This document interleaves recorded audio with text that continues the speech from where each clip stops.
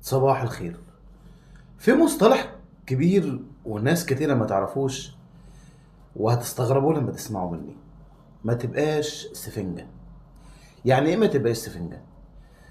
يعني ما تبقاش ضعيف من جواك ومش لاقي احتياجك ولا حد يسدد الاحتياجات دي، وتروح تسمع لناس، تسمع مشاكلهم وتسمع ضغوطاتهم وتسمع حواراتهم كتير، وانت تقعد تاخد وتعبي جواك تعبي جواك تعبي جواك. طيب، انت بعد ما ده كله عملته، هل انت فرغت؟ هل انت طلعت؟ هل انت لقيت الشخص اللي انت تروح له وتقول له ان انا بعاني من كذا وكذا وكذا؟ لا.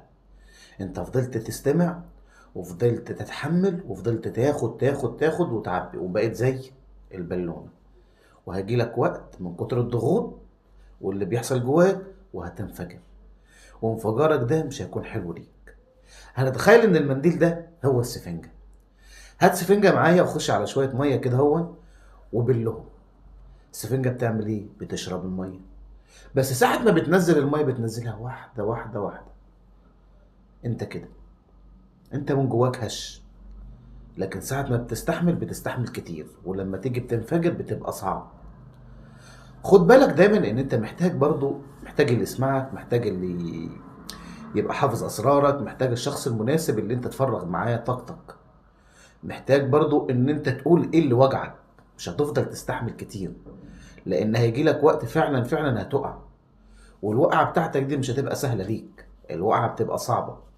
فدايما لما بتحب تسمع حد، ودايما لما تتكلم مع حد وتبقى دايما سند ليه وظهر، ما تاخدش كل حاجة على أعصابك.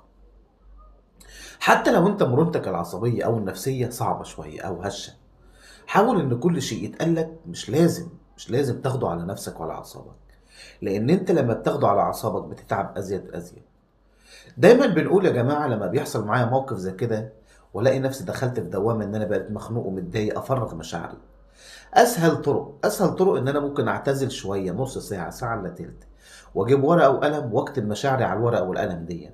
اكتب انا حاسس بايه، انا مخنوق من ايه، انا اللي مضايقني، انا اللي معصبني، انا اللي موترني، انا الشيء اصلا اللي جوايا ده اللي عامل لي كلاكيع ومخليني مش عارف اتصرف، اعمل فيه ايه. هي ورقه وقلم، وفرغ واكتب، فرغ واكتب، فرغ واكتب، اكتب اكتب لحد ما تخلص ده كله. انت كتبت، انت كده طلعت مشاعرك على الورق. هتخليها؟ لا، يا حرقها يا ارميها بعيد عني بحيث ان انا ما اشوفهاش تاني. بس انت فرغت، بس ده يكفي. هنقول ان ده نص الحل ساعة ما انت تبقى مخنوق ومتضايق، لكن لما بيحصل حاجة زي كده تاني انت محتاج حد